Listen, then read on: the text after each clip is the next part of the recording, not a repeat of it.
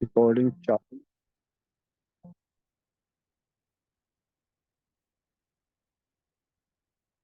वंदे मातरम।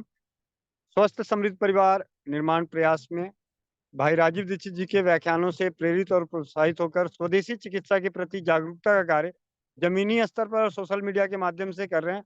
और इस कार्य को करते हुए आप सभी का जो सहयोग, आशीर्वाद, अनुभव, मार्गदर्शन मिल रहा है, उसके लिए कोटि कोटि नमन, दिल की गहराइयों से हार्दिक धन्यवाद। जैसा कि आप जानते हैं कि आज मैं यहाँ पे, हमारे अरुण भाई हैं, स्वस्थ समृद्ध परिवार के कर्णधार, उनकी रिसेप्शन बहुभोज प्रीति भोज में स्वदेशी चिकित्सा के प्रति जागरूकता करने के लिए और हमारे काफी समय से जुड़े हुए हैं, एक बड़े भाई के नाते भी आशीर्वाद देने पहुंचे हैं। और यहाँ पे हमारे बीच हैं वैद्य सत्यवान नायक जी, वैद्य मित्र हैं हमारे, और आयुर्वेद के बहुत अच्छे ज्ञाता। स्वस्थ समृद्ध परिवार के यूट्यूब चैनल पे आप अनेकों व्याख्यान सुने होंगे इनके। और अभी समय का अभाव है तो वहाँ अभी व्याख्यान नहीं हो रहा है, लेकिन बहुत ही जल्द दोबारा प्रारंभ होगा।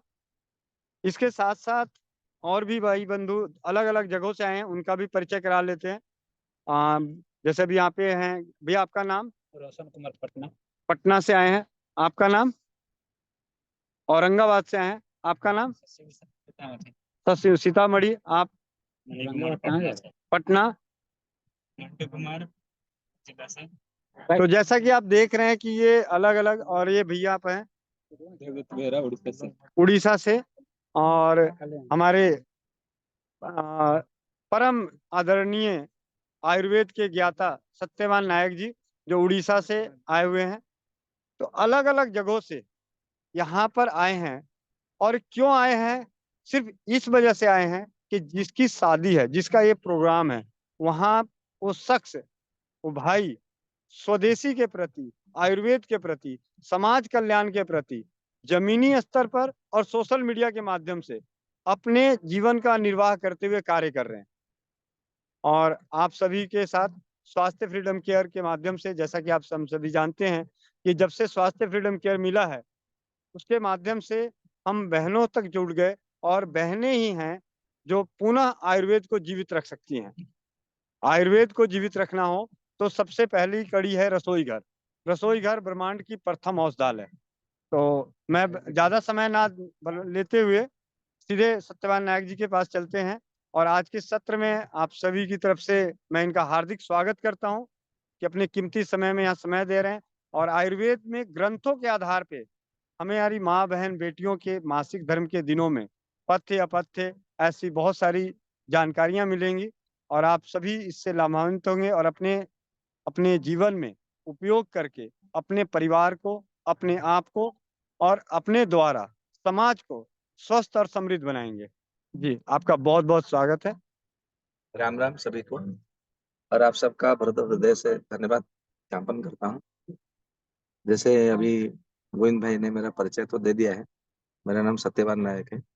मैं ब्रह्मपुर उड़ीसा से हूँ, रहने वाला हूँ। और आज मिले बहुत दिनों के बाद हम। ऐसे हम प्रतिदिन मिलते रहते थे, अभी नहीं मिल पा रहे समय के अभाव के कारण। स्वस्थ फ्रीडम जो केयर है, नेपकिन क्या बोलते हैं उसको? लेट्री पैड, नेपकिन। हाँ, स्नेप्टी, जो नेपकिन है, जो अर्थों में प्रयोग होता है उसको, उसका नाम भी मुझे अच्छे से याद नहीं मतलब आता नहीं है जो पे, क्योंकि हमारे में प्रयोग नहीं आता है। लोग तो करते हैं। आज उसका जो कुछ प्रयोग मैंने देखा, वो तो वाकई में बहुत अच्छा लगा। ऐसे ही बातों बातों में जब हम दो भाई बात कर रहे थे गोविंद भाई के साथ में, तो ऐसे बातों बातों में आया है कि बहुत सारे मतलब महिलाएं इसमें जुड़ती है, बहनें जुड़ती है, दीदियां जुड़ती है। तो माहवारी को लेकर के, मासिक धर्म को लेकर के, ऋतु को, चक्र को लेकर के बहुत सारे भ्रम भी है समाज में, ऐसा नहीं है। और ऐसा भी कहा जाता है आयुर्वेद में कि पुरुष और महिला समाज में दो व्यक्ति होते हैं। पुरुष का यदि मन बिगड़ गया तो वो धीरे धीरे रोगी होता चला जाता है। इसलिए पुरुष का मन कभी भी बिगड़ना नहीं चाहिए। ये आयुर्वेद का सूत्र है, चरक जी ने कहा है। और स्त्रियों में जो योनि व्यापक रोग में, आप चरक संहिता में देखेंगे तो योनि व्यापक रोग की उसमें से एक अलग से अध्याय वर्णन किया गया। तो स्त्रियों के योनि और स्तन, जब ये दोनों विकृत होते हैं या तो उसमें कुछ दिक्कतें आती है, तब उनका शरीर जो है धीरे धीरे स्वास्थ्य बिगड़ता हुआ चला जाता है। भले वो कितना भी स्वस्थ क्यों ना हो, भले वो कितना भी हृष्ट पुष्ट क्यों ना हो, उनका शरीर और मन दोनों बिगड़ जाते हैं, और साथ में पति का, और विवाह नहीं हुआ तो पिता का जो धन है वो भी धीरे धीरे नष्ट होता प्राय चला जाता है। फिर हम आयुर्वेद के दृष्टिकोण से इसको समझने का प्रयास करते हैं, क्योंकि आयुर्वेद का एक सूत्र है, स्वस्थ से स्वास्थ्य रक्षणम, आतुरस्य विकार प्रशमनम च। मैं कुछ यहाँ पे कुछ यदि संस्कृत में ज्यादा बोल गया तो आप ये ना समझे मैं बहुत बड़ा ज्ञानी पंडित हूँ, यहाँ पे आपको संस्कृत का झाड़ रहा हूँ ऐसा। मतलब मैं आपको आयुर्वेद के दृष्टिकोण से ये समझाने का प्रयास करूंगा, क्योंकि मैं आयुर्वेद के क्षेत्र में काम कर रहा हूँ। हम कैसे जागरूकता मतलब और ज्यादा फैलाए, और वो ज्ञान को अर्जित करें जिससे हमें कोई रोग ही ना हो, कोई व्याधि ना हो, ये हमारा प्रयास रहता है। क्योंकि आयुर्वेद का यदि ग्रंथ यदि 100% माने तो उसमें से 85% ऐसा है कि हमें बीमारी न हो कभी भी किसी भी प्रकार का, उसके विषय में बताया गया है। परंतु कोई भी वैद्य, कोई भी जो चिकित्सक है वो 85% के ऊपर बात नहीं करते हैं। परंतु हमारा प्रयास रहता है कि हम उन 85% के ऊपर बात करें, चर्चा करें, जिससे कि हमें कोई बीमार ना हो, जिसके कारण हमें न स्वास्थ्य की हानि हो, न मन के कोई मतलब मनस्ताप हो, न शरीर में पीड़ा हो, न धन की हानि हो, न कर्म की हमें कोई क्षति सहनी पड़े। ये हमारा लक्ष्य रहता है। तो आज मैं बात करूंगा आप लोगों के जो दीदी बहनें जो भी जुड़े हुए हैं नारी को लेकर के। नारी शक्ति अद्भुत शक्ति होती है ऐसा कहा जाता है। तो ऋतु चक्र किसी किसी के ऐसा तो है कि आजकल 8 वर्ष की आयु में भी हो जाती है छोटी छोटी बच्चियों को। ऐसा नहीं होना चाहिए, क्योंकि आयुर्वेद के शास्त्र के अनुसार हम बात करें तो आयुर्वेद के ग्रंथों में ऐसा बताया गया है, 8 वर्षे भवेत गौरी, 9 वर्षे च रोहिणी, 10 वर्षे भवेत कन्या, तथा ऊर्ध्व रजस्वला। मतलब 8 वर्ष की आयु में लड़की को मतलब बच्ची को, कन्या को जो है उसको गौरी नाम दिया गया है। जैसे हम गौरी पूजन करते हैं, गौरी उमा महेश्वर आदि उमा के नाम से, तो उसको गौरी मान करके एक हमारे घर की मुख्य शक्ति है ऐसा मान करके उसका आदर करना चाहिए। 9 वर्षे च रोहिणी, रोहिणी यानी के जो जितने सारे विष जो होते हैं, विष को जो समाप्त कर देता है, नष्ट कर देता है, उसको रोहिणी के नाम से जाना जाता है, या तो कहा गया है, कथित है, ये ऐसा प्रवाद है। तो आपके घर में विष क्या है, जितने सारे जंजाल है, जितने सारे दुख है, कहते हैं ना दुख की ज्वाला, विष की ज्वाला, मतलब जहां जहां जो जो आपको जैसे चिंता की ज्वाला, जहां जहां आपको जलन होती है, वो सब जो है विष सम मतलब नाम दिया गया है। तो सभी प्रकार के विष से जो हरण करने वाली कन्या होती है, 9 वर्ष की मतलब कन्या होती है। आपके घर में यदि कोई बच्ची है 9 साल की, तो देखिए आपसे कितना प्यार से बात करती है, आपसे गले मिलती है, सीने से लगती है, प्यार करती है, कितने अच्छे से बात करती है। आपके जितने सारे दुख है, चिंता है, कष्ट है, सारे दूर हो जाते हैं, है कि नहीं। तो 9 वर्ष से रोहिणी है, फिर 10 वर्ष से भवित कन्या, 10 साल की आयु में वो कन्या को प्राप्त होती है, मतलब आप कह सकते हैं कि कन्या है। उसके बाद में मतलब 11 साल के बाद में उसको रजस्वला आना चाहिए, ऐसा आयुर्वेद का कथन है। परंतु आजकल देखते हैं कि 9 साल में 10 वर्ष की में बदले आ जाती है रजस्वला। सबसे पहले बात करें, आजकल समाज बहुत खराब है, ये आप लोग को पता भी है कि समाज में बहुत सारे बलात्कार हो रहे हैं। मतलब कोई कोई ऐसे तो है कि घर में मतलब मेरा बेटा नहीं है, मेरी एकलौती बेटी है, घर परिवार में हमारा ऐसा कुछ दबदबा नहीं है, तो हम अपनी बेटी को पढ़ाई के लिए छोड़ेंगे तो पता नहीं रास्ते में क्या हो जाएगा क्या नहीं, और उसको कोई भगा के ले जाएगा, ये भी मतलब डर सताता है। ये मैं आप लोग को इसलिए बता रहा हूँ क्योंकि जब मैं शिविर के लिए बाहर कहीं जाता हूँ, कोई कोई ऐसे बच्चे हैं जो कि घर में छोड़ मतलब बिठा रखे हैं, तो मैं पूछता हूँ कितने कक्षा में तुम पढ़ रहे हो, तो बोलते नहीं अभी मैं पढ़ाई नहीं करती, छोड़ दिया। तो अभी तो तुम्हारा 12 वर्ष है, मैं पिछले महीने की बात कर रहा हूँ। क्योंकि जब हम किसी के रोगी का नाम लिखते हैं, फिर उसके आयु, कौन सी कक्षा में पढ़ती हो, बच्चे हैं तो विवाह नहीं है तो कौन सी कक्षा में पढ़ते हो, ये हम पूछते हैं। तो ऐसे 2-3 घरों में ये पता चला कि बाहर की दुनिया खराब है, इसलिए उनको किसी ने 10वीं कक्षा से, किसी ने मतलब माहवारी आने के बाद में जल्दी माहवारी आ गया तो उनको घर में बिठा दिया, पढ़ाई नहीं करने, स्कूल कॉलेज में नहीं भेजा। 10वीं कक्षा का बोर्ड एग्जाम भी बच्चे ने नहीं दे पाया। तो बच्चे को थोड़ा सा दुख है, परंतु कर भी क्या सकती है, माता पिता के शासन में, अनुशासन में रहना पड़ता है। अनुशासन की बात नहीं है, माता पिता का सम्मान की बात करना होता है। मैं पहले सबसे पहले यहाँ से शुरुआत करता हूँ कि कैसे हम इसको आगे टाल सकते हैं, ठीक है।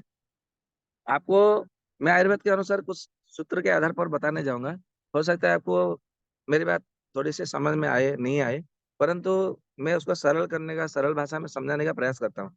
यदि आपको समझ में नहीं आए तो मुझे आप दोबारा भी आप मुझे पूछ सकते हैं, तो मैं उसको और सरल भाषा में बताने का प्रयास करूंगा।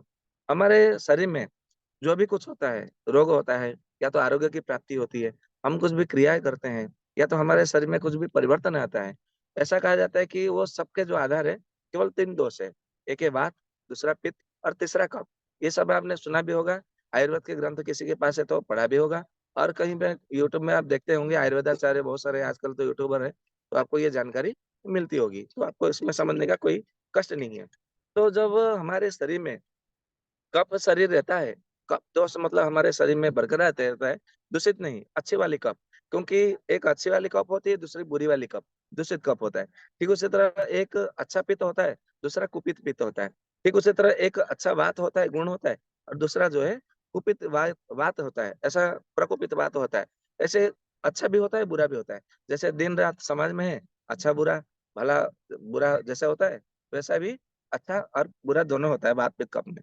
तो ऐसा कहा जाता है कि जन्म से लेकर के 16 साल तक कफ का गुण होना ही चाहिए। जितना मतलब उसमें कफ का गुण रहेगा बच्चियों में, वो उतना देर से उसको माहवारी आएगी। ये बात है। यदि उसको देर से माहवारी आती, तो उसको बच्चों को जो है स्कूल में जाने से नहीं रोकते। ठीक है। और जितने जल्दी उसको माहवारी आएगी, उतने जल्दी उसको जो है सांसारिक विषयों में, मतलब वो गलत अ, विषयों में उसका मन भटकेगा। प्यार उसमें ज्यादातर मतलब वो मन भटकेगा ही भटकेगा। जैसे वो युवा की मतलब यौवन आ जाएगी शरीर में, वो तो मन भटकेगा ही भटकेगा, इसमें कोई संदेह नहीं है। फिर जब वो यौवन आ जाती है, ऐसा कहा जाता है कि यौवन में पढ़ाई नहीं हो पाती अच्छे से, मन इधर उधर भटकता है। फिर वो अपने को अहंकार भी आ जाता है, बड़े समझने लगते हैं, कुछ ना कुछ गड़बड़ होने लगता है।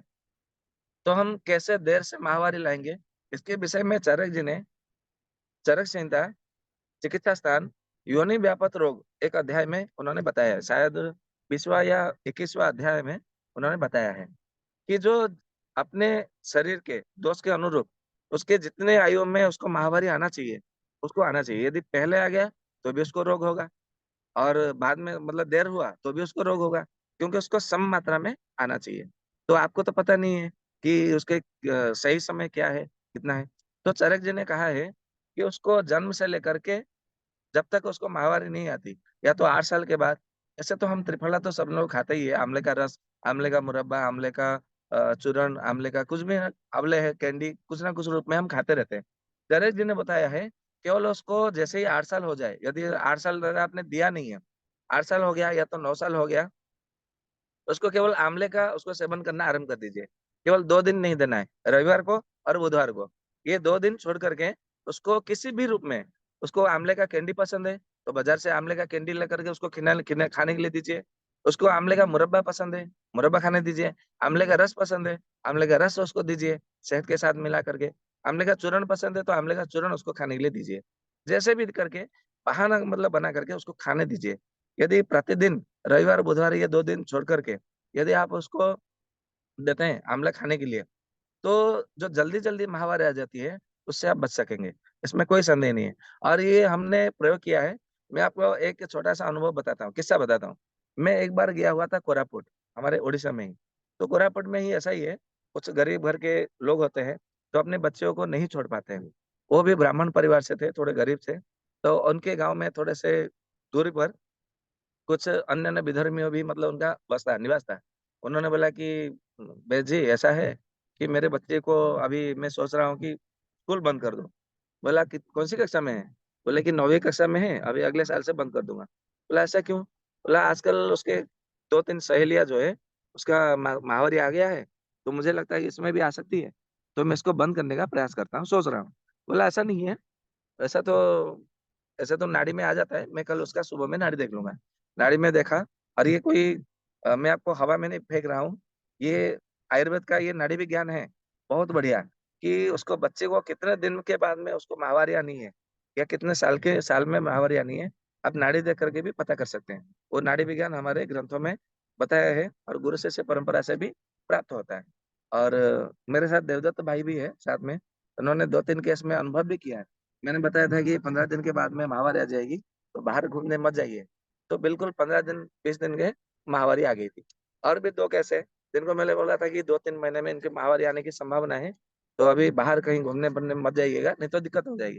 तो एग्ज़ैक्टली 2.5 महीने में ही वो महावरी आ गया था, ठीक है? और भी ऐसा ही तीसरा केस भी हुआ है। तो वो तो अलग बात हो गया आयुर्वेद के आधार पर। वो आजकल नाड़ी वैद्य भी थोड़े से कम पाए जाते हैं। थोड़ा बहुत जान कर के आयुर्वेद का भी पतन करते हैं। मैं किसी का ऐसा आपत्ति नहीं मतलब आरोप नहीं लगा रहा हूँ। तो मैंने उनको बोला कि आप केवल आंवले का ही स्वारस मतलब दीजिएगा, नहीं होगा। और अभी तक उस बच्चे का अभी 13 साल चल रहा है, ठीक है। 10 वर्ष की आयु में उसको आंवला स्वारस चालू किया गया था। वो बैद्यनाथ का आंवले का स्वारस मतलब चालू किए थे। जहाँ जो मिले, ऐसा नहीं है कि आपको बैद्यनाथ का ही, मैं किसी कंपनी को प्रोडक्ट नहीं कर रहा हूँ, प्रमोट नहीं कर रहा हूँ। आप किसी भी अपने क्षेत्र में जो आपको आंवले का रस मिले वो उसको लीजिएगा। 4 चम्मच आंवले का रस, 1 चम्मच शहद, उसको घोल लीजिए। उसमें थोड़ा-सा 1 कप शीतल जल, यानी कि मिट्टी के बर्तन का पानी, मिट्टी के मटके का पानी 1 कप मिला दीजिए। सुबह में जैसे ही वो नहा धो के आए, ये पानी आपको पिला देना है, आंवले का रस वाला। फिर आपको आधे घंटे तक ना कुछ खाने देना है, ना कुछ पीने देना है। आप बोलेंगे कि बच्चे तो स्कूल जाते हैं, ट्यूशन जाते हैं सुबह में, फिर कैसे करेंगे? तो आपको थोड़ा-सा जल्दी जगाइए, आप ऐसा कर सकते हैं। या तो फिर यदि ऐसा संभव नहीं हो पाता है, जैसे ही मतलब शाम को घर पे आती है बच्ची, स्कूल से या ट्यूशन से जब भी आती है, तो उसको तुरंत जो है, उसको खाली पेट में रहने दीजिए, आधा घंटा, 1 घंटा, फिर उसके बाद में आंवले का रस और शहद पिला दीजिए। फिर 1 घंटे तक कुछ खाने मतलब दीजिए, और उसको रात को मांसाहार या तो चटपटा, कोई भी तीखा, मिर्च मसाला, वो रात को खाने के लिए मत दीजिएगा। बस यही एक शर्त है और दूसरा कुछ नहीं है। उसको लगभग 15 साल, 14-15 साल के बाद ही जो है, उसको मतलब माहवारी आएगी, ठीक है? मैंने गलत बोल दिया, उसको 13 साल चल रहा था। अभी अभी 2 महीने पहले उसको माहवारी आया है, मैं गलत बोल दिया, वो दूसरा केस था, ठीक है? तो ऐसा अभी 2 साल के बाद में अभी उसको माहवारी आया है। अभी उसका वो कॉलेज में फर्स्ट ईयर में गई है, और बच्ची का नाम है अनुराधा। अनुराधा स्वाइन करके उस लड़के का नाम है। यदि वो कहीं तरीके से ये वीडियो बाद में देखेगी, तो हो सकता है वो यहाँ पे कमेंट भी करेगी, ठीक है? हाँ, मेरे को बेजी ने ये आंवला रस बोला था, हो सकता है उसके पिताजी ने भी देखा बाद में वीडियो, कोरापुट के रहने वाले हैं, तो आपको वीडियो में वो कमेंट भी कर सकते हैं, ऐसा कुछ नहीं है। और भी मतलब ऐसा मतलब एक केस मैंने किया था। अभी हाल में हमारे ब्रह्मपुर में एक लड़की है, उसको भी हमने आंवले का रस दिया था। मुंबई में एक हमारे मतलब भाई साहब हैं, उनको भी मतलब मैंने बोला था। हालाँकि उन्होंने 10 दिन ही दिए थे, बच्चे को मतलब आ गया, और वो 10 दिन में भी केवल 3 दिन ही आंवले का रस उन्होंने दिया था। मतलब अच्छे से सही से दिया नहीं था, इसलिए वो बच्चे को मतलब महावरी आ गया था, ये बात है। और उस दिन जो है उसने कुछ मच्छी ज़्यादा खा ली थी। ये बात है कि जब आप आंवले का स्वारस देते हैं, तो आपको आधा घंटा 1 घंटे तक कुछ तीखा, मिर्च मसाला वो सब नहीं देना होता है। तो आप बच्चे को पढ़ाई में अच्छे से भेज सकते हैं बाहर, और लगभग 14-15 साल के बाद ही जो है उसमें माहवारी आती है। ये बहुत अच्छा उपाय है। अभी आते हैं, माहवारी के समय में कुछ पथ्य-अपथ्य वो सब बताया गया है, कुछ नियम बताया गया है। यदि आप उसका पालन करते हैं, तो आपको उसके संबंधित जो है कुछ भी आपको रोग नहीं होगी। क्योंकि आपको पता है कि महिलाओं में जितना भी मतलब रोग होता है, उसमें 70 से 75% जो रोग होते हैं, वो माहवारी से संबंधित ही रोग होते हैं। आप कभी भी किसी एलोपैथी की तो बात छोड़ दीजिए, उनको ये मेडिकल साइंस का उसको पता नहीं है। ना शरीर क्रिया पता है, ना शरीर रचना पता है। ऐसे मैं आरोप नहीं लगा रहा हूँ, ये सत्य है, आप कभी भी प्रयास करिए। जब हम आयुर्वेद के किसी वैद्य के पास, चिकित्सक के पास जाते हैं, वो सबसे पहले पूछते हैं आपकी माहवारी कैसी है? कितना दिन रक्तस्राव होता है? और क्या-क्या मतलब किस रंग का होता है? खून-वून टपकता है क्या? उस समय खुजली होती है क्या? दर्द होता है क्या? और कुछ जलन होती है क्या? और कुछ ऐसा होता है क्या? या तो फिर आप विवाहित हैं, तो समागम के समय आपको दर्द होता है क्या? जलन होता है क्या? माहवारी के समय में पेट में पीड़ा होती है क्या? कमर में पीड़ा होती है क्या? ये सब आपको प्रश्न करते ही होंगे, आपको पता ही है। तो माहवारी के संबंध में क्यों प्रश्न करते हैं? आपको सोच कर के कभी तो अजीब लगा होगा कि हम किसी भी वैद्य के पास जाते हैं, कोई भी, चाहे सर दर्द हो, पेट दर्द हो, घुटने का दर्द हो या कोई भी मतलब समस्या हो, हम जब भी जाते हैं, तो माहवारी को लेकर के हर बार वैद्य क्यों पूछता है? वो इसलिए पूछता है क्योंकि 4% मतलब 4 हिस्से में से 3 हिस्सा मतलब 100 में से 75% जो बीमारी है, वो केवल माहवारी के कारण ही होता है। और इसको चौरक जी ने योनि व्यापक रोग में मतलब कहा गया है कि स्तन और योनि यदि किसी स्त्री का सही है, उसको कभी भी जीवन भर में कभी रोग नहीं होगा। ये आप लिख कर ले लो, ये चाणक्य जी का वचन है। और इसी बात को सुश्रुत संहिता में महर्षि सुश्रुत जी ने इसको पुष्टि भी किया है। और इसी बात को अष्टांग हृदय, अष्टांग संग्रह में भागवत जी ने इसको समर्थन भी किया है। और ये बात बिल्कुल सत्य है, ठीक है? तो हम अभी आते हैं कि योनि को हम कैसे सुरक्षित रखें। मतलब कोई भी जो है हमें कोई संक्रमण ना हो, रोग ना हो। सबसे पहले जो है, मैं अभी आपको आयुर्वेद के विषय में जो आप बताने वाला हूँ, हो सकता है आपको अच्छा ना लगे, बुरा लगे, या ऐसा लगे कि यार मतलब ये बहुत बड़ा ज्ञानी है, जानने आया है ज्ञान, ऐसा भी लग सकता है। आयुर्वेद में सबसे पहले कहा गया है जब आपको महावरी आ जाए जिस दिन, उस दिन से 3 दिन तक सूर्यास्त के बाद में भोजन नहीं करना है। ये पहला नियम है, मैं आपको बता दूं। जब से आपको मतलब मान लीजिए कि 14 वर्ष में आपको आया, 15 वर्ष में आपको माहवारी शुरू हुआ, फिर आपको 28 दिन 6 घंटे के बाद में आपका हर बार जो है माहवारी आएगा। तो जिस दिन आपका माहवारी आ जाता है उस दिन से 3 दिन तक, पहला दिन, दूसरा दिन, तीसरा दिन, सूर्यास्त के बाद में भोजन छोड़ देना है। ये पहला करना है। आप बोलेंगे कि फिर रात को भूख लगे तो वैसा भी उसका उपाय है कि सूर्यास्त से आधा घंटा पहले आपको भोजन कर लेना है भरपेट, और भोजन करके जो है आपको जमीन पे सोना है। किसी भी प्रकार की पलंग का उपयोग नहीं करना है, खटिया का पलंग नहीं उपयोग नहीं करना है, एसी का प्रयोग नहीं करना है, जमीन पे सोना है। और बिना कोई कपड़े बिछाए, बिना कोई सैया बिछाए आपको जमीन पे सोना है। और वो भी पूरब दिशा या तो दक्षिण दिशा की ओर मुंह करके आपको सोना है। और उसमें आपको यदि पानी पीना है तो मिट्टी के घड़े में रखा हुआ पानी पीना है, ठीक है। और उस समय अग्नि के पास आपको नहीं जाना है रसोई करने के लिए। रसोई घर में तो प्रवेश करना ही नहीं है। ये चरक जी ने कहा है, मैं नहीं बता रहा हूँ। हो सकता है आपको गलत लगे। और ऐसे भी आजकल बोलेंगे कि हम मुंबई में रहते हैं, एक ही कमरे में हमारा किराए का मकान है। मैंने देखा है, एक ही कमरे का जो मकान है, एक ही कमरा होता है, वहीं पे खाना, वहीं पे सोना, वहीं पे किचन और वहीं पे बेडरूम होता है। उसी एक ही कमरे में दूसरे कमरे में मतलब थोड़ा सा कमरा होता है, वहीं पे लेट्रिन बाथरूम होता है। तो ऐसे मतलब वो भी 7,000 8,000 रुपया किराया। और देख करके मैं हैरान हूँ, मतलब ये एक ही कमरे में कैसे रहते हैं लोग। तो जो एक ही कमरे वहां तो संभव नहीं है, मैं उनके के लिए नहीं बोल रहा हूँ, परंतु प्रयास करिए कि जितना हो सके उतना प्रयास करिए खटिया पलंग आदि से दूर रहने का, जमीन पे सोने के लिए। मैं केवल आपका नियम बता दे रहा हूँ, आप जितना हो सके उतना नियम को पालन करिए, अनुसरण करिए। नहीं हो पाता है तो कोई बात नहीं, क्योंकि कहा जाता है यथाशक्ति तथा भक्ति। अपने शक्ति के सामर्थ्य के अनुसार भक्ति करना चाहिए, अंधभक्त मतलब नहीं बनना चाहिए। ये भी शास्त्र का ही मतलब प्रमाण है, ठीक है, कथन है। तो ऐसा है कि सबसे पहले 3 दिन तक सूर्यास्त के बाद भोजन नहीं करना है। सूर्यास्त से आधा घंटा पहले आपको भोजन करना है, और जो भोजन करना है वो गरम गरम भोजन होना चाहिए। और उस जो 3 दिन तक, जो 7 दिन तक, ऐसा कहा जाता है कि 6 दिन तक पहला दिन ज्यादा श्राप होना चाहिए, दूसरे दिन उससे कम, तीसरे दिन उससे कम, चौथे दिन थोड़े थोड़े देर में होना चाहिए, पांचवें दिन सुबह में एक बार, दोपहर में एक बार, शाम को एक बार, रात को एक बार, फिर जो है आधी रात को एक बार। और छठे दिन एक एक बूंद, मतलब दिन भर में 2-3 बार बूंद आ गया तो हो गया। सातवें दिन पूरा बिल्कुल साफ। ये चरक जी ने कहा है, ये ऋतुस्राव का ये नियम है, ऐसा बताया गया। इस प्रकार से जिनको ऋतुस्राव होता है, माहवारी आती है, वो समझ ले कि वो 100% तो नहीं, क्योंकि आजकल का जो आहार विहार है, फिर भी 70% जो 70% है वो स्वस्थ है, ऐसा मान के चलिए। उनका जो मन है, मस्तिष्क है, हृदय है, वो बिल्कुल सही है, उसमें कोई दिक्कत नहीं है। आपको घबराने की, चिंता करने की जरूरत नहीं है, आवश्यक नहीं है।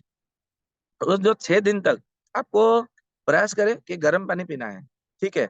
और जब भी मतलब भोजन करे, ज्यादा से ज्यादा घी आपको खाना है, ठीक है। घी आपको ज्यादा मतलब मिला करके खाना है, या तो गर्म पानी में घी मिला करके पीना है। ये चरक जी, सुश्रुत जी, भागवत जी, सभी ग्रंथों में ये कहा गया। इसका क्या कारण है मैं आपको बताऊंगा, वात पित्त कफ के आधार पर, आयुर्वेद के आधार पर, ठीक है। तो ये हो गया आपका, मतलब हो गया। और जमीन पे सुना है, चटाई पटाई वो सब मतलब नहीं लेना है, पूर्व दिशा और दक्षिण दिशा की ओर सुना है। कई कई ऐसे लोग होते हैं कि बुरा मत मानिएगा, बहुत सारे मतलब मैंने देखे हैं, क्योंकि मैं वैद्य हूँ, एक रोगों के आधार पर मैं आपको बताता हूँ। कई सारे लोग ऐसे हैं जिनको आयुर्वेद का सच्चा ज्ञान नहीं है, आध्यात्म के विषय में किसी को रुचि नहीं है, बस अपना मन मर्जी करते हैं। तो बोलते हैं कि मतलब जब हम अपनी पत्नी पत्नी जब समागम करते हैं उस दरमियान हमें बड़ा आनंद आता है। पत्नी भी मतलब हमने मतलब कई रोगियों ने हमें बोला है कि उस समय में मुझे भी बड़ा मतलब आनंद आता है, मजा आता है। मेरे पत्नी को, पति को भी बोलती रहती हूँ। तो ये बिल्कुल नहीं करना है। यदि आप समागम के मतलब वो माहवारी के दरमियान, कि जब तक 6 दिन पूरे नहीं होते हैं, यदि उस समय दरमियान करते हैं समागम, भले आप कंडोम का उपयोग करें या तो कुछ भी आप मतलब करते हैं, तो इससे क्या होता है, और ज्यादा जो है संक्रमणता फैलती है। वो क्या संक्रमण होती है, जैसे आजकल बोलते हैं ना यूटीआई, यूरिन इन्फेक्शन, मतलब कहा जाता है मूत्र संक्रमण, योनि संक्रमण, या तो गर्भाशय संक्रमण, बीजाशय संक्रमण, डिंबाशय संक्रमण, पक्वाशय संक्रमण, ऐसे अलग अलग संक्रमण होते हैं। तो वो संक्रमण आपके शरीर में होगा। और साथ में पुरुष के जो है ना, उसके जो चिंतन शक्ति, जो क्या बोलते हैं उत्साह, मतलब जो प्रेरणा, उत्साह, जो उमंग होती है एक प्रकार से करने की, जो स्फूर्तिला होती है, वो स्फूर्ति कम हो जाती है फिर, ठीक है। और उसमें ये होता है कि वो नपुंसकता और धीरे धीरे धीरे ग्रसित हो जाए, उनमें बल, जो जो शक्ति होती है, वो ह्रास हो जाता है, क्षय हो जाता है, ऐसा आयुर्वेद में बताया गया है। जिनको मेरी बात में विश्वास नहीं है, वो चरक संहिता योनि व्यापक जो अध्याय है वो खोल करके देख सकते हैं, पढ़ सकते हैं, उसमें साफ साफ बताया गया ये है। तो ये नहीं करनी है। और आपको गर्म पानी में घी मिला करके पीना है। ये क्यों है, क्योंकि जिनको भी, और मैं कुछ आपको उपाय भी बता रहा हूँ, ठीक है, जिनको भी माहवारी के दरमियान यदि पेट में दर्द हो रहा है, कमर में दर्द हो रहा है, सर में दर्द हो रहा है, छाती में दर्द हो रहा है, या तो स्तनों में दर्द हो रहा है, या तो पेशाब के रास्ते में दर्द हो रहा है, मूत्र रास्ते नली में, तो ये समझ लीजिए आपके शरीर में कहीं पर भी दर्द हो रहा है, तो इसका अर्थ है आपके शरीर में वायु का दोष है। कहीं पर भी कोई पीड़ा होती है, दर्द होती है, वो वायु के कारण पीड़ा होती है। ये आपको इसका सूत्र समझ लेना है। यदि आपको कहीं पर भी जलन होती है, ठीक है, जलन होती है, या तो बहुत ज्यादा चिड़चिड़ापन आता है, गुस्सा आ रहा है, कुछ मतलब मन आपका स्थिर नहीं हो रहा है, कुछ पता नहीं चल रहा है कि आप क्या करने वाले हैं, या तो अचानक से आपका जो है मतलब बीपी बढ़ जाता है, या तो बीपी लो हो जाता है, ठीक है, या तो फिर बहुत जोर से भूख लगती है, या तो भूख बिल्कुल खत्म हो जाती है, या तो पतला दस्त उस समय आ जाता है। तो ये सब जो लक्षण है, ये सबके सब, या तो आपके शरीर में थोड़ा सा गर्मी बढ़ जाती है, या तो ऐसा है कि आपको माहवारी से लेकर के 6 दिन तक इस बीच में आपको समागम की इच्छा होती है, तो ये समझ लीजिए आपके शरीर में पित्त का दोष बढ़ा हुआ है। तो ये पित्त का दोष का आपका संचेत कुपित है, ये उसका लक्षण है, रहस्य है। फिर यदि आपके पेशाब के रास्ते में खुजली होती है, या तो गर्भाशय में अंदर खुजली होती है, या तो पीड़ा इसमें पेट में खुजली होती है, दोनों में खुजली होती है, निपल में खुजली होती है, या तो गर्दन में, सर में ऐसे खुजली होती है, कान में खुजली होती है, ठीक है, या तो तलवों में, हाथ के ये इसमें क्या बोलते हैं इसको, हथेली, हथेली बोलते हैं ना इसको, हाँ, हिंदी में। हाँ, यहाँ पे मतलब यदि खुजली होती है, तो समझ लीजिए ये कफ दोष के कारण ये सब खुजली होती है। तो मैं उसका थोड़ा थोड़ा आपको मतलब उसका जो है उपचार में बता देता हूँ। जहां पर भी आपको वात दोष के कारण आपको पीड़ा होती है, किसी भी प्रकार की पीड़ा, तो वात दोष के लिए शमन करने के लिए क्या है, सबसे पहले घी है, या तो एरंडल, मतलब कोई भी स्नेह चाहिए आयुर्वेद के कथनानुसार, ठीक है। तो घी मतलब जो है उसको गर्म पानी से ले लीजिए, तो पीड़ा शमन हो जाएगा, वात का शमन हो जाएगा। तेल मालिश कर लीजिए, या तो नारियल का तेल लेकर के अपनी योनि भाग में अंदर जो है अपने ये उंगली से, ठीक है, ये उंगली या तो ये उंगली दोनों मिला करके इसको ऐसे कर देंगे, मोड़ देंगे, तो उसको आयुर्वेद में चरक जी ने कहा है ये हस्ती शून्य मुद्रा है, ठीक है, उसी चरक संहिता में बताया गया है।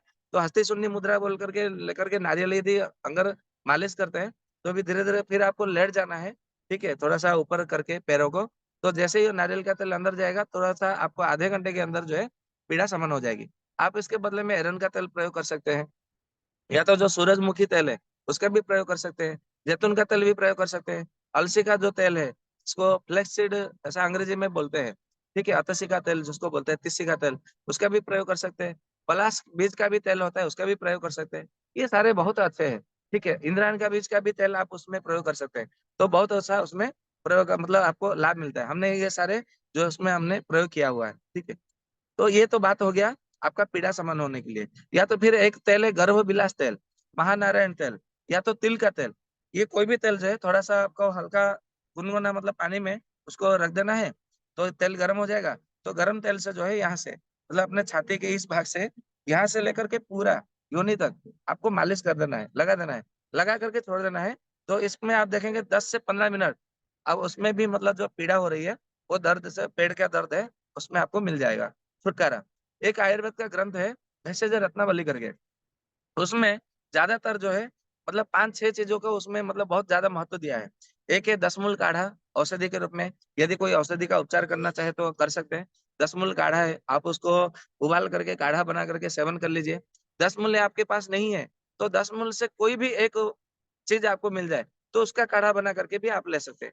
यदि वो भी नहीं मिल रहा है, तो अजवाइन का काढ़ा बना लीजिए, अजवाइन और सौंठ का काढ़ा, 1 चम्मच अजवाइन, 1 चम्मच सौंठ, 1 गिलास पानी में उबाले, जब आधा गिलास बचे तो थोड़ा सा उसमें नमक मिला करके, काला नमक, उसको पी लीजिए। अब बोलेंगे कि ये जो अजवाइन, काला नमक, ये कैसे काम करता है? क्योंकि कहा जाता है हमारे शरीर संसार में 6 रस होता है, मधुर, अम्ल, लवण, कटु, तिक्त, कषाय। मधुर यानी कि मीठा, अम्ल यानी कि खट्टा, लवण यानी कि नमक, जो कोई भी प्रकार से 7 प्रकार का नमक होता है, कोई भी नमक। फिर उसके बाद में आया कटु यानी कि तीखा, तिक्त यानी कि कड़वा जैसे नीम, करेला, कषाय यानी कि कसेला जैसे जामुन, आंवला आदि, अर्जुन का छाल, ये सब कसेले में आता है। तो आपको यदि आपके शरीर में वायु का कोई दोष नजर आ रहा है, तो उसको आपको क्या करना है, मधुर रस, अम्ल रस, लवण रस, ये आपको सेवन करना है। आप नींबू पानी भी सेवन करेंगे तो भी आपको दर्द से छुटकारा मिलेगा। यदि कोई भी नमक यदि आपके पास कुछ नहीं है, आप ऐसे जगह पे कहीं पे मतलब बाहर चले गए हैं, आपके पास घी भी नहीं है, गर्म पानी भी नहीं है, कुछ नहीं है, तो भैया नमक तो होगा। काला नमक तो, नमक तो हर घर में होता है, ऐसा नहीं है, किसी भी जगह पे आप जाएंगे तो नमक मिल जाएगा।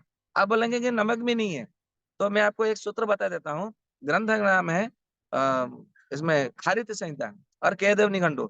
ये दोनों ग्रंथ में बताया गया है कि जो सबसे ज्यादा नमक होता है ना, ये हमारे धरती में मतलब मिट्टी में होता है। तो आप जैसे देखेंगे कैसे, मतलब गेरू जो है उसमें नमक है, गेरू में मधुर भी है, नमक भी है, कसेला भी है। मुल्तानी मिट्टी नमक भी है, रेहुआ मिट्टी नमक है। और उसमें एक होता है अ, अ, ऐसे कई प्रकार के, अभी मुझे याद नहीं आ रहा है। कई सौराष्ट्र मूर्ति का आयुर्वेद में औषधि में पड़ता है, तो भी मतलब मिट्टी का ही होता है। और एक प्रकार मिट्टी होती है जो कि दक्षिण भारत में भी बहुत प्रसिद्ध है। मुझे उसका नाम अभी स्मरण नहीं आ रहा है, कभी आएगा तो मैं बता दूंगा। तो मिट्टी में नमक होता है। तो कोई भी मतलब आप किसी भी जगह पे है, थोड़ा सा मिट्टी लीजिए, ऊपर का मिट्टी मत लीजिए, क्योंकि हो सकता है उसमें कोई पसीना पेशाब किया हो, कोई से मतलब मल त्याग किया हो, या तो कोई कीड़ा मकोड़ा, या तो कोई जहर मतलब कुछ डल गया हो, गिर गया हो। तो थोड़ा सा ऊपर का जो है 4 अंगुल थोड़ा सा मिट्टी खोद करके उसको हटा देना है। फिर उसका जो नीचे का जो मिट्टी है, वो लगभग आपको 15-20 मतलब ग्राम लेना है। हो सकता है आपको लिए मतलब अजीब सा लगे, विश्वास ना हो, लेकिन आप एक बार प्रयोग करके आप देखिएगा। फिर मुझे इसका मंतव्य दीजिएगा। परिणाम आए तो भी बताइएगा, परिणाम नहीं आया तो भी मुझे बताइएगा। तो उसका 20 ग्राम मतलब 2 तोला लेने के लिए बोला गया, 24 ग्राम। तो उसका मिट्टी लेना है। कोई भी मतलब सादा पानी, आपके पास पानी का बोतल तो हर किसी के पास होता ही है। पानी के बोतल में उसमें आप डाल दीजिए, 5 मिनट ऐसा छोड़ दीजिए। मिट्टी मतलब उस नीचे बैठ जाएगा, उसका जो मिट्टी का गुण है वो पानी में आ जाएगा। क्योंकि आयुर्वेद कहता है पानी में हो सकती है कि उसमें जो भी आएगा, वो पानी के साथ में जो मिलेगा, पानी जिसके साथ मिलेगा, उसका सारा गुण सारा धर्म वो अपने में ले लेता है पानी, और उसको निर्गुण कर देता है। मतलब उसका सारा गुण उस अपने में ले लेकर के उसको फिर उसके लिए फेंकना होता है। इसलिए जितने भी तेल घी और आदि जो द्रव्य बनाए जाते हैं काढ़ा बना करके, उसको फेंक देना है, क्योंकि उसका सारा गुण काढ़े में आ गया, सारा गुण क्वाथ में आ गया, सारा गुण कषाय में आ गया, सारा गुण फांट में आ गया। और सारा गुण मतलब कुछ कुछ होता है नितार करके पीना होता है, क्योंकि वो पानी में उसका गुण में आ गया। अभी उसका गुण उसमें नहीं है, उसको फेंक दो, ये बात होता है। तो जब आप उसमें मतलब नमक का गुण आ जाएगा, उसको पी लेंगे। फिर थोड़ी देर जो है अपने पेट को मतलब जमीन पे मतलब लगाते हुए, केवल पेट को, नाभि जो होता है वो जमीन पे लगा करके थोड़ा सा आप मतलब रह जाना है। या तो आप कोई भी मिट्टी जो है थोड़ा सा आप लगा देते हो। 10 से 15 मिनट के अंदर देखेंगे धीरे धीरे आपका जो पीड़ा है मुक्ति मिल जाएगी, शमन हो जाएगा। ये हमने लगभग 7-8 बार प्रयोग किया है। उसके बाद में हमने फिर किसी को बोला नहीं, क्योंकि ये केवल आराम पड़ता है, ये रोग को उसके कारण को नष्ट नहीं करता है। यदि आपको दर्द हो रहा है तो इसका अर्थ है कि आपके गर्भाशय में विकार है, बीजाशय में विकार है। चिकित्सा के लिए अपने निकटतम किसी वैद्य के पास जाइए। परंतु यदि ऐसा होता है तो आराम पड़ने के लिए आप तुरंत इसको करिए, इसमें कोई दिक्कत नहीं है। ठीक है। और इसमें बाद आया सौंठ। और ये सौंठ तो किसी भी प्रकार के पेट पीड़ा में बहुत अच्छा काम करता है। ये पीड़ा के लिए हो गया। अभी आते हैं हम पित्त के ऊपर। तो पित्त के ऊपर जितना भी मतलब आपको जलन हो रहा है या कुछ हो रहा है ऐसा कुछ, ठीक है, गुस्सा आ रहा है, चिड़चिड़ा आ रहा है, बीपी अचानक से बढ़ रहा है, लो बीपी हो रहा है, तो उसके लिए आपको सबसे बढ़िया उपाय है मुलेठी। इसको आप ध्यान में रखिएगा। मुलेठी और सौंफ इसको अपने घर में रखिए। धनिया भी उसके साथ में मिला सकते हैं, परंतु मुलेठी इसमें बहुत अच्छा काम करता है। क्योंकि कुछ विटामिन हमारे शरीर में जब कमी आ जाती है तो हमारे शरीर में पित्त बढ़ जाता है, ऐसा कहा जाता है, क्योंकि रंजक पित्त के साथ में उसका संबंध रहता है। तो पित्त में जब विटामिन की कमी हो जाती है तो ये जलन होती है, चिड़चिड़ापन, गुस्सा आना, बीपी बढ़ जाना, बीपी लो हो जाना, ये सब होता है। तो आप केवल मुलेठी को ही प्रयोग कर लेते हैं काढ़ा बना करके, या तो चूर्ण को मतलब मिला करके सेवन कर लेते हैं, या तो घी में मिला करके चाट लेते हैं। तो फिर आपको जो है धीरे धीरे देखेंगे जो जलन है कुछ ही समय में आपको वो मिट जाएगा। आप उसमें सौंफ मिला सकते हैं, धनिया मिला सकते हैं, गिलोय मिला सकते हैं, आंवला मिला सकते हैं, सतावर मिला सकते हैं, या तो फिर जो है आपका जो हरे तकिए वो भी मिला सकते हैं। जो भी पित्त समन करने वाला, मतलब पित्त समन करने वाला, अभी आपको बोलेंगे कि पित्त समन करने वाला क्या द्रव्य है, मतलब जिसको आप ऐसे मतलब मान के चलिए, जिस पत्ते को आप सेवन करते हैं यदि वो मीठा लग रहा है, या तो उसका छाल है तो मीठा लग रहा है, तो पित्त समन करेगा। यदि उसको सेवन करने से कड़वा लगता है, जैसे नीम है, करेला है, तो पित्त समन करेगा। जो भी कषाय है, मतलब कसेला है, आंवला है, जामुन है, वो सब पित्त समन करने वाला है। इसका पूरा सूत्र है, आपको समझ लेना है। आपके आसपास मतलब देख लीजिए। एक बार हम बाहर गए हुए थे, नागपुर महाराष्ट्र में, ठीक है। तो ऐसे ही चल रहे थे, एक गौशाला था नागपुर में। गौशाला का नाम अभी मुझे याद नहीं है। ऐसे ही चल रहे एक बहन को अचानक से जो है वो पीरियड मतलब आने की थोड़ा सा हुआ। तो अचानक से वो थोड़ा सा गुस्से में, उसके आंखें लाल हो गई, गुस्से गुस्से में मतलब बात कर रही है। तो मैं बोला क्या हुआ, मैं कुछ गलत बोल दिया क्या, आपको गुस्से में क्यों बात कर रहे हैं? तो उसके पति देव थे, बोले नहीं नहीं बेजी ऐसा नहीं है, ये इसका स्वभाव है। जैसे ही उसका पीरियड आता है ना, ये ऐसे ही मतलब हर किसी को लगता है कि गुस्से में बोल रही है, परंतु ये गुस्से में नहीं बोल रही है। वो उसका स्वभाव, वो उसका वाणी ऐसे आ जाती है, वो अग्रेसिव आ ही जाती है। मतलब वो वाणी में उत्तेजना आ जाती है। बोला अच्छा मावरी आ रही है, अच्छा अच्छा ठीक है। तो मैंने देखा उसके उनके पीछे ही जो है अमरूद का पेड़ था। और आपको पता है कि अमरूद में मधुर और कसाय दोनों रस होता है, तो पित्त को समन करने वाला होता है। मैंने उनके पति को बोला, एक आप एक काम करो, वो जो अमृत का पेड़ है ना उसमें से पत्ते निकाल करके लाओ, 4-5 पत्ते तोड़ के लाओ। तो वो तोड़ के लाए। बोला हाथ से पोंछ लो या तो पानी से थोड़ा सा धो लो, उसको चबाने के लिए दीजिए। आप विश्वास नहीं करेंगे, 4-5 पत्ती से ही मतलब केवल 10 मिनट के अंदर वो जो गुस्सा है, वो जो क्रोध भाव है, स्वभाव है, चिड़चिड़ापन है, वो धीरे धीरे धीरे नॉर्मल हो गया। आप बोलेंगे क्या फेंक रहा है, अमृत के पत्ते से भी ऐसा होता है क्या? आप प्रयोग करके फिर मुझे बताइएगा। मैंने पूरा सूत्र बता दिया, मीठा, कड़वा और कसेला, ये जो है हमारा पित्त को समन करता है। तो आपके आसपास कोई भी पेड़ पौधा हो, कोई पेड़ पौधा नहीं है, आपके घर में जो भी मतलब मीठा है और कसा है, मतलब कसेला है और कड़वा है, आप उसका प्रयोग करिए, आपको परिणाम मिलेगा ही मिलेगा। तो अजवाइन में क्या होता है, अजवाइन में कड़वापन है, कसेलापन है, हल्का सा मीठापन भी है। हालांकि उसमें कटुरस भी है, परंतु बहुत कम मात्रा में है। इसीलिए अजवाइन जो है गुस्से को भी कम करती है, चिड़चिड़ाओं को भी कम करती है और जलन को भी शांत करती है। सौंफ क्या है, सौंफ मीठा भी है, कसेला भी है, इसीलिए सौंफ जो है जलन को भी शांत करती है, पित्त को भी कम करती है। जीरा भी ऐसा ही है, क्योंकि जीरा कड़वा होता है, हल्का थोड़ा सा मीठा होता है, कसेला बहुत कम होता है, परंतु वो तिक्त रसात्मक है जीरा, तो इसीलिए वो भी काम करता है। अर्जुन का छाल भी ऐसा ही है, थोड़ा सा मधुर है, अम्ल है और कसाय रस है, इसलिए वो भी काम करता है। ठीक है, ये पित्त के ऊपर हो गया। अभी हम आते हैं कफ के ऊपर। जिन माता बहनों को पीरियड के दरमियान, माहवारी के दरमियान खुजली होती है, किसी किसी को जीभ में खुजली होती है, मुंह में खुजली होती है, स्तनों में खुजली होती है और योनि में खुजली होती है, पेशाब के रास्ते में भी खुजली होती है, ठीक है, तलुआ में भी खुजली होती है, तो आपको समझ लेना है कि मेरे यहाँ पे कफ का दोष बढ़ा हुआ है। तो कफ का दोष मतलब शमन करने के लिए क्या करना चाहिए आपको? तो आपको सबसे पहले कोई भी मतलब जो है कड़वा रस, मतलब कटु रस लेना चाहिए, तीखा, कड़वा, मतलब जैसे नीम करेला आदि है, या तो आपको कसाय रस लेना चाहिए, कसेला रस। तो इसमें सबसे पहले है जो है वो आंवला है। और मैं आपको एक बात बता दूं, एक ग्रंथ है काश्यप संहिता। काश्यप संहिता हालांकि वो बच्चों के लिए पीडियाट्रिक बुक है, ऐसा समझ लीजिए। काश्यप संहिता उसको वृद्ध जीव के तंत्र बोलते हैं। उसमें कहा है, यदि जिसके माता ने, वहां पे जो महर्षि काश्यप जी ने बताया हुआ है, मेरे वचन नहीं है, महर्षि काश्यप जी ने काश्यप संहिता में लिखा है, जिसके माता ने, मतलब जिस बच्चे के माता ने जब से उसको माहवारी नहीं हुआ, या तो माहवारी होने के बाद, ठीक है, उसने केवल आंवले का सेवन किया, दूसरा कोई चीज सेवन नहीं किया, कोई औषधि सेवन नहीं किया, केवल यदि आंवले का सेवन किया है, तो उसको कभी भी किसी भी प्रकार की खुजली नहीं होती है, योनि संक्रमण नहीं होती है, ये उसमें लिखा है। और साथ में उसके होने वाले जो बच्चे, मतलब कभी उसके विवाह होगा, फिर बच्चा गर्भ धारण होगा, बच्चा होगा, तो बच्चे को इसिनोफिलिया, साइनस, साइनोसाइटिस, टॉन्सिलाइटिस, मतलब ये होना, कर्णमूल शोथ होना, और जो है माता जी जो आती है ना, क्या बोलते हैं उसको, माता जी शीतला माता, चेचक बोलते हैं हिंदी में, वो सब आपको मतलब नहीं होगा। स्मॉल पॉक्स, चिकन पॉक्स जो अंग्रेजी में बोलते हैं, वो सब नहीं होगा। कफ से संबंधित कोई मतलब आपको समस्या बच्चे को नहीं होगा, ठीक है। और जो हाइड्रोसिफिलिस मतलब रोग हो जाता है बच्चे में भी, मतलब ऐसा सर मतलब बड़ा बड़ा दिखाई देने लगता है, चेहरा मतलब छोटा है, शरीर छोटा है, वो सब भी मतलब बीमारी नहीं होगा। तो ये भी आपको मतलब खुजली हो रही है, तो कब का है, उसमें आप आंवले का प्रयोग करिए, बहुत अच्छा है। आंवला तो हर घर में, हर गांव में। मैं अभी आपको बात बताऊं, अरुण भाई के अभी विवाह समारोह में हम उपस्थित हुए हैं। हमने आज गांव परिक्रमा करने का विचार किया, हर घर के आंगन में आंवला है, तो जान करके खुशी हुई। क्योंकि आयुर्वेद के अनुसार मतलब ऐसे भी चरक जी ने कहा है। मैं आपको एक बात बताऊं, वहां पे बुरा मत मानिएगा कोई भी, वहां पे चरक जी ने जैसे बताया मैं आपको ऐसे बता रहा हूँ। जिस प्रकार से एक प्रेमी अपने प्रेमिका को देखने के लिए, क्या आवश्यकता है, हाँ, तो फिर वो ये हिल जाएगा। नहीं कोई बात नहीं है। बैठे बैठे।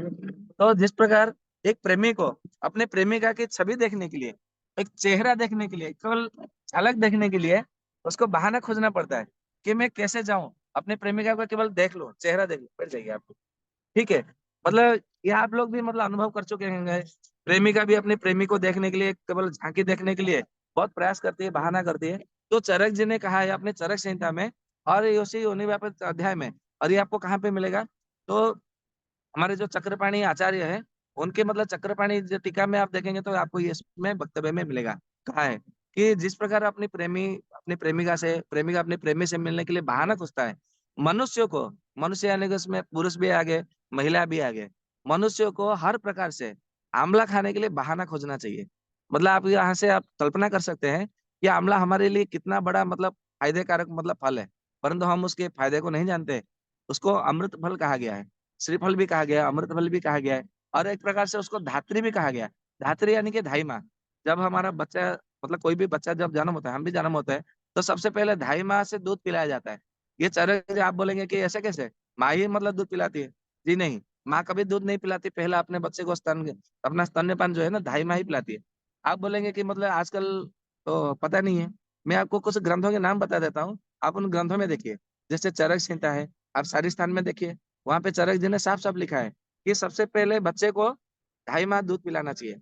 और ये बात सुश्रुत संहिता में पढ़ते हैं, तो उन्होंने भी मतलब अपने संहिता में मतलब लिखा है कि धात्री सबसे पहले अपने स्तन से बच्चे को, गर्भस्थ जो भूमिष्ठ हुआ शिशु है, उसको दूध पिलाना चाहिए।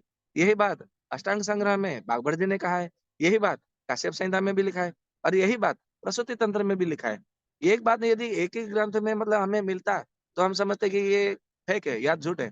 परंतु वही बात जब अन्य अन्य ग्रंथों में भी आपको मिलता है पढ़ने के लिए, तो इसका अर्थ है कि 2.5 माह से सबसे पहले हम स्तनपान करते हैं, तब जाकर के हम अच्छे से जीवित होते हैं। क्योंकि माँ जो है, हमें जन्म देने के बाद में वो थोड़ा से मूर्छित हो जाती है, दुर्बल हो जाती है। तो ऐसा कहा जाता है कि 11 दिन तक माँ का स्तनपान नहीं कराया जाता है। अब ये कितना सही है, ये तो आप लोग समझते होंगे, मुझे नहीं पता। और 11 दिन तक जो है 2.5 माह का स्तनपान करने के लिए बोला जाता है।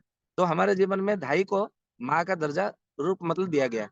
तो हमारे जो त्रिफला होते हैं, जो हरितकी है वो माँ है, जो बेहड़ा है वो मौसी है, जो आंवला है वो 2.5 माह है। तो 2.5 माह को हमें सबसे पहले किसी भी प्रकार से छोड़ना नहीं है, उसको सबसे पहले सेवन करना है। तो चरक जी ने भी यही कहा है। तो आप लोग इसको आंवले को सेवन करिए। केवल ध्यान रहे, आंवले को जब अकेला सेवन करते हैं, रविवार और बुधवार को सेवन नहीं करना है। आप बोलेंगे रविवार और बुधवार को सेवन करेंगे तो क्या हो जाएगा? ये ऐसा कहा जाता है, आयुर्वेद के ग्रंथों में ही बताया गया है, निघंटुओं में। जब रविवार को हम आंवले का सेवन करते हैं, तो हमारी जो अग्नि है वो मंद हो जाती है। बुधवार को सेवन करते हैं, तो हमारा जो बुद्धि है वो थोड़ा सा मंद हो जाती है।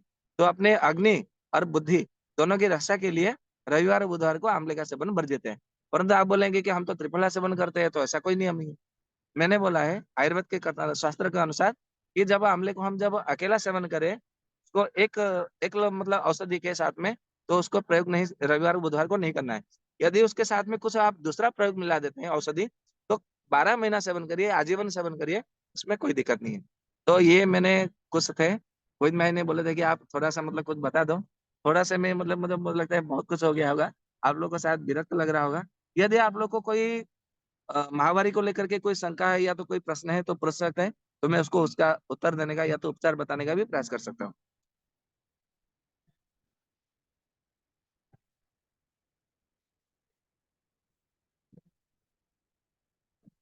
गोविंद भाई कहाँ है?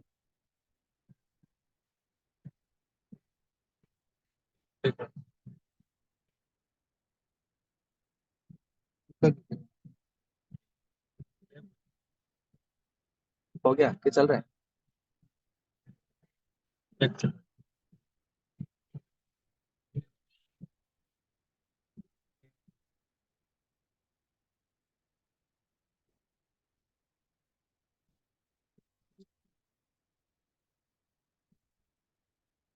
कट गया? ऐसा तो नहीं कि सारे म्यूट है?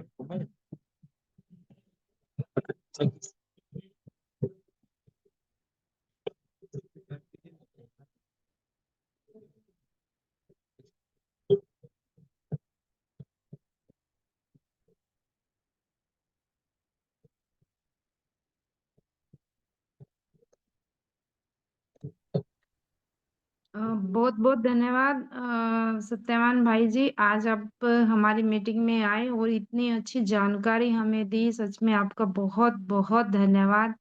और ये हमारा सौभाग्य है कि आज हम घर बैठे जूम मीटिंग के माध्यम से आपको सुन पा रहे हैं, और आपसे मतलब अब वार्तालाप भी होगी। जिनके प्रश्न जिन बहनों ने हैंड रेज किए हैं वो प्रश्न भी लेंगे। तो सबसे पहले मोनिका साहू दीदी, आपको मैं अनम्यूट करती हूँ। मोनिका जी, अनम्यूट कीजिए और आप अपना प्रश्न कीजिए। वंदे मातरम भैया जी, वंदे जी मातरम राम राम। ठीक। सभी बहनों को वंदे मातरम। भैया जी, मेरा प्रश्न था कि जैसे मासिक धर्म के दौरान हम इनका फोन करवाते हैं। उसके साथ साथ जैसे उनका पित्त प्रकृति है या कफ प्रकृति है, कौन सी प्रकृति है, उसकी पहचान के लिए हम कैसे जाने कि उनकी कौन सी प्रकृति है। उनका ब्लड के अकॉर्डिंग भी होता है क्या कुछ, कि जैसे हम ब्लड की पूछे कि उसका रंग कौन सा आ रहा है, वैसे जैसे डॉक्टर पूछते हैं, वो भी जानकारी लेनी होती है क्या? जी, सबसे पहले आपको धन्यवाद देता हूँ। आपने बहुत अच्छा प्रश्न पूछा है कि हमें कैसे पता करना है कि ये वात पित्त कफ के मतलब आधार पर क्या है। रक्त से हम बिल्कुल पता कर सकते हैं कि इसमें वात दोष है या पित्त दोष है या कफ दोष है। यदि अधिक से मतलब बहुत ज्यादा मतलब जो बोलते हैं ना ओवर ओवर ब्लीडिंग बोलते हैं ना उसको अंग्रेजी में, ओवर ब्लीडिंग मतलब अति रक्तस्राव, ठीक है, उसको अत्यार्तव के नाम से आयुर्वेद में बताया गया। यदि आपको अति मात्रा में आर्तव निकल रहा है, मतलब माहवारी हो रही है, तो समझ लीजिए वहां पे पित्त का दोष है, ठीक है। यदि आपको जितना मात्रा में मतलब हो रही है उतनी मात्रा में हो रही है, परंतु जब आपका रक्तस्राव हो निकल रहा है, आपको ऐसा लग रहा है कि कुछ पेट में भारीपन है, पेशाब के जो योनि में भारीपन है, तो ऐसा आपको लगे, या तो बीच बीच में आपको थोड़ा सा सफेद आपको आ रही है, सफेद मतलब उसका सफेद पानी की जो समस्या आ रही है पहले या तो बाद में, तो समझ लीजिए कि उसमें कफ का दोष है। यदि बिल्कुल पीरियड आपका आ नहीं रहा है, आ रहा है थोड़ी मात्रा में फिर बंद हो गया, या तो थोड़ी थोड़ी करके आ रही है, ठीक है, तो यहाँ पे समझ लीजिए वहां पे वात का दोष है। आप इस प्रकार से भी आप समझ सकते हैं। और बाकी रहा रंग की बात, यदि उसमें थोड़ा सा जैसे धूम्र धुआं जैसा आपको दिख रहा है, धूमेला उसको जैसे बोलते हैं, यदि आपको धूमेला रंग जैसा धूम्र रंग जैसा दिखे, धुएं का रंग जैसा, तो समझ लीजिए वो वायु का है। एकदम से लाल वर्ण जैसे दिखे, तो समझ लीजिए वो पित्त का है, ठीक है। और हल्का सा सफेद पान मतलब सफेद रंग लिए, पीला रंग लिए थोड़ा सा आपको दिखाई दे रहा है, पूरा एकदम से पीला रंग है जो है वो पित्त का है। और थोड़ा सा लाल रंग मतलब रक्त जैसा, और उसके साथ में सफेद जैसा मतलब आपको लग रहा है, तो कफ दोष से मतलब संबंध है, ऐसा आपको समझना चाहिए। अभी उसके गंध के भी विषय में बताते हैं, मतलब स्मेलिंग से, दुर्गंध से, सुगंध से वो आपको पता चल जाएगा, ठीक है। यदि आपको थोड़ा सा जैसे आपने कभी कोई मछली या तो मांस आपने कभी खाया होगा, या तो कभी भी आपने मतलब कहीं बाजार से जा रहे हैं, कहीं पे बकरे को मतलब जो काट रहे हैं, ठीक है, वहां से आपको मांस का दुर्गंध आता होगा। किसी ने तो मतलब आप खाते होंगे तो फिर आपको समझ में आगे आता होगा कि उसके गंध कैसे होते हैं, ठीक है। जब मांस को या तो मछली को हम धोते हैं, या तो मांस जब कटाई होती है, या तो मछली जब काटते हैं बाजार में बिकते हैं, तो वो जो गंध आता है, वैसा गंध यदि आपके शरीर में आए, तो समझ लीजिए वो वात से संबंधित है। आपके शरीर में वात दोष प्रकोपित हुआ है, ठीक है। यदि आपको जैसे हमारा जो गंदे जो नाले होते हैं, ड्रेन जो होते हैं, जो हमारा निकलता है ना, ड्रेन बोलते हैं ना उसको, जो गंदे जी नाले जी। जो नाले, हाँ, तो ड्रेन के जैसे वो दुर्गंध यदि आपको उसमें से आती है माहवारी के समय में, तो समझ लीजिए वहां पे बहुत ज्यादा मात्रा में पित्त दोष बढ़ा हुआ है, ठीक है। और यदि आपको कोई गंध उसमें नजर नहीं आ रही है, या तो हल्का फुल्का ऐसा कुछ, जैसे आपके घर में कोई साग सब्जी है, सड़ गया है, आलू सड़ गया है, और या तो कोई सब्जी सड़ गई है, जब जैसा गंध है ऐसा गंध आने लगे, तो समझ लीजिए कफ दोष से पीड़ित है, ठीक है जी। तो इस प्रकार से आप बात पित्त कफ से दोषों को समझ सकते हैं और उसका प्रयोग भी कर सकते हैं। जी भैया जी, बहुत बहुत धन्यवाद। ठीक है। हाँ, कोई बात नहीं। आप सभी से माफी चाहते हैं कि हम प्रश्नों का जवाब नहीं ले सकते, क्योंकि हम जिनके सत्र में आए हुए हैं वहां से है कि दुल्हा दुल्हन बैठे बैठे थक गए और हमारे इंतजार में कि कब हमारे साथ उनका फोटो सेशन हो। तो आप सभी का बहुत बहुत धन्यवाद। और सबसे पहले तो धन्यवाद वैद्य मित्र सत्यवान नायक जी का, कि जिनकी वजह से हमें इतनी अच्छी जानकारी मिली। और उससे भी ज्यादा धन्यवाद परमात्मा का, अरुण भाई का, क्योंकि उनके माध्यम से हमें आज ये जानने को मिला। अगर उनके आज ये बहुभोज प्रीति भोज नहीं होता तो हम एकत्रित नहीं होते, और एकत्रित नहीं होते तो आज ये जानकारी नहीं मिलती। ना जाने ये जानकारी कब मिलती, लेकिन बहुत अच्छी जानकारी मिली है। आप सभी का इसी तरीके से बने रहें, अभी और कुछ जानने और सीखने को मिलेगा। देर है अंधेर नहीं। बस आप सभी से एक ही विनती है कि आप अपने अपने स्तर पे स्वदेशी चिकित्सा के प्रति जागरूकता, अपने आप को जागरूक कर लें, जिज्ञासु कर लें। एक ही दिन में सब चीज नहीं होगा, लेकिन बहुत कुछ होने वाला है। ये लाइट कहाँ गई देखिए आप। और सबसे बड़ी बात है, आपको एक छोटी सी बात बताता हूँ सत्यवान भाई जी। मेरा एक बहुत बड़ा सपना था कि बाग बगीचों के बीच में पत्थरों पे लिखा हो रसोई घर के मसालों के बारे में जानकारी, ये अंधेरा है, लेकिन ये सही बताऊं, हम बगीचों के बीच में हैं। यहाँ पे बगीचा है, लीची का बगीचा है। तो लीची के बगीचे में आज मतलब पूरा अंधेरा। अभी तो मैं यहाँ पे इनको ढूंढने के चक्कर में वहां गया, तो वहां से आ रहा था स्टैंड लेके। मैं गया था मोबाइल का स्टैंड लेने, कुर्सी भी ला के दे दी कि आज सत्र लंबा चलेगा, ज्यादा से ज्यादा जानकारी मिले। लेकिन जैसे वहां पहुंचे तो वहां इशारा आ रहा है कि भैया आ जाओ आ जाओ आ जाओ। तो मैंने कहा आप सभी के साथ साथ उनके साथ भी समय बिताना है, तो इसलिए। और ऐसा था कि मैं खुद ही इस जंगल में, बगीचे में गुम हो गया था। तो दौड़ते हुए मैंने कहा देखो जी कहाँ लाइट जल रही है, यहाँ देख रहे, आप देख रहे दूर दूर तक अंधेरा, सिर्फ ये दिख रहा था। तो ये पारिवारिक माहौल, पारिवारिक ज्ञान। और बहुत बहुत धन्यवाद वैद्य सत्यवान नायक जी का, और आप सभी का। सत्यवान नायक जी का तो कम करूंगा, मैं ईमानदारी से बताऊं, आप सभी का कर रहूंगा, क्योंकि आप लोगों की दुआओं की बदौलत ही ये सारी चीजें हो रही है। आप लोगों के आशीर्वाद की बदौलत ही ये सभी चीजें हो रहा है। ये अपने आप जो प्रकृति कुछ भी करा रही है, कहाँ ट्रेन लेट थी, नहीं आने का था, घर में डेथ हो रखी थी, बहुत सारी चीजें थी, 30 नवंबर की तैयारी करनी है, फिर भी कहा कैसे परमात्मा सब करवा रहा है। तो ये सभी के ऊपर आप सभी का जो आशीर्वाद है, उन सभी की वजह से है। तो आप सभी का बहुत बहुत धन्यवाद, और आपका भी धन्यवाद। जल्दी जल्दी चले भैया, ठीक है। और मिलते हैं फिर कभी, और बहुत ही जल्द सत्र आयुर्वेद के ऊपर समय निकाल के वैद्य मित्र सत्यवान नायक जी से बात कर करके हम मासिक धर्म, योनि रोग, गर्भाशय रोग, पांजपन, इन सभी के ऊपर चर्चा परिचर्चा होती रहेगी। बशर्ते आप सभी से एक ही विनती है, अपनी टीम को इतनी बड़ी कर दें, अपने भाव को इतना बड़ा कर दें जागरूकता के आधार पे, कि ये जो 200 का पार हुआ है ना आंकड़ा, मतलब आज 200 के आसपास हम पहुंचने वाले थे। बहुत ही जल्द चंद्रकांत भाई को ये बोलना पड़े कि भारतवासी जाग गए हैं, स्वस्थ समृद्ध परिवार वाले जाग गए हैं, अब आप इसका सब्सक्रिप्शन 1 करोड़ वाला करा दो। ठीक है।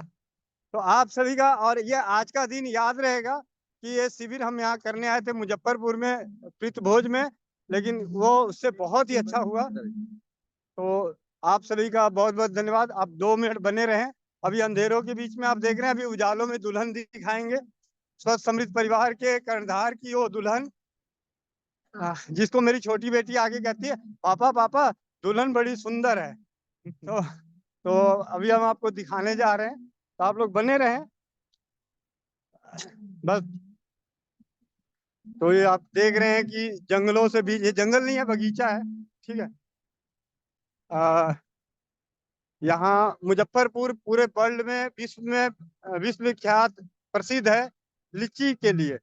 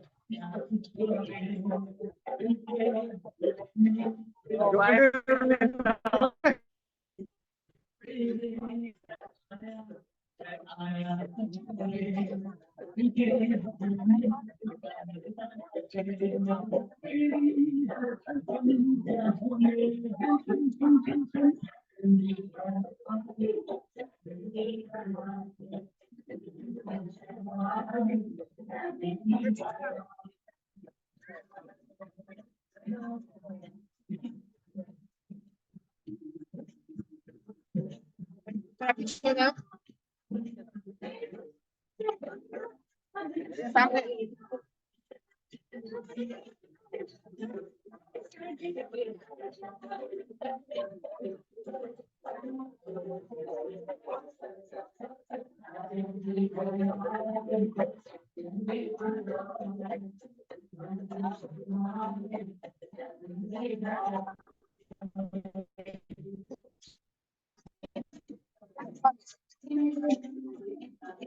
चलो चलो भाई आ रहे हैं ऊपर लगे अलग पापा के साथ जाए।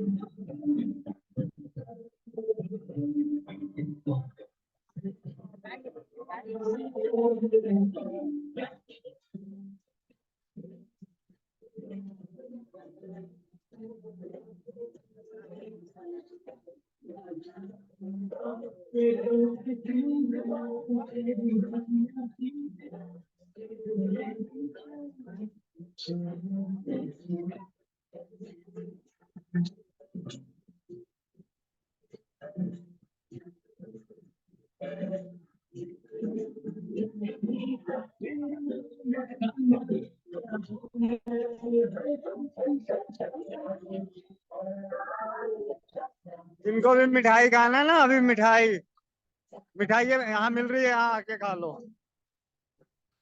मोनिका बहन, ये देखो तुम, दो दो मिठाइयाँ भी मिल रही है।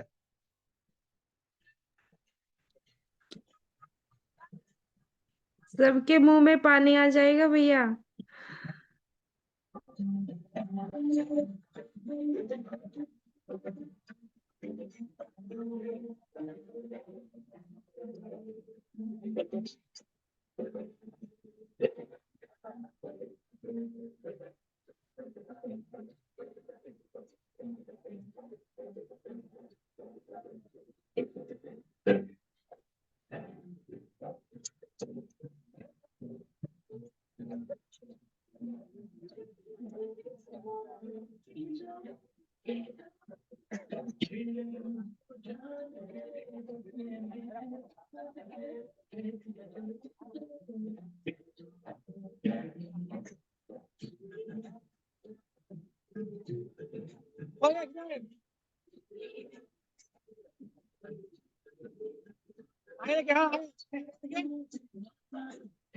आप फोन पीछे कीजिएगा, वो थोड़ा पीछे।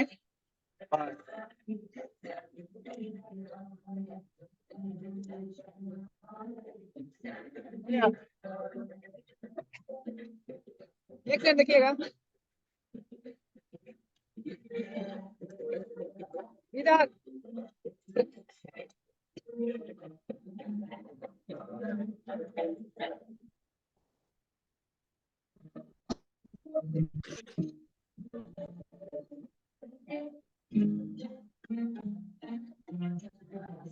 आप चाहिए मेरे पास।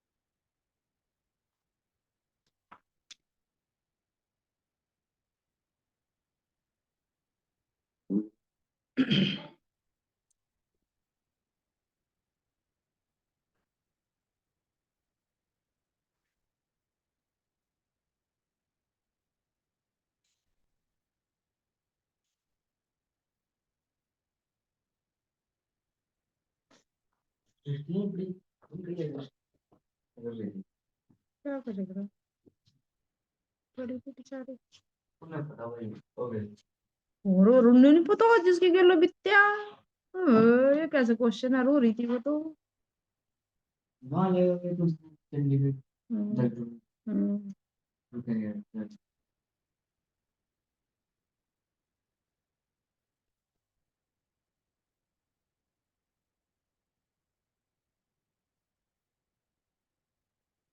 नहीं बढ़िया करो रही है नहीं बढ़िया करो रही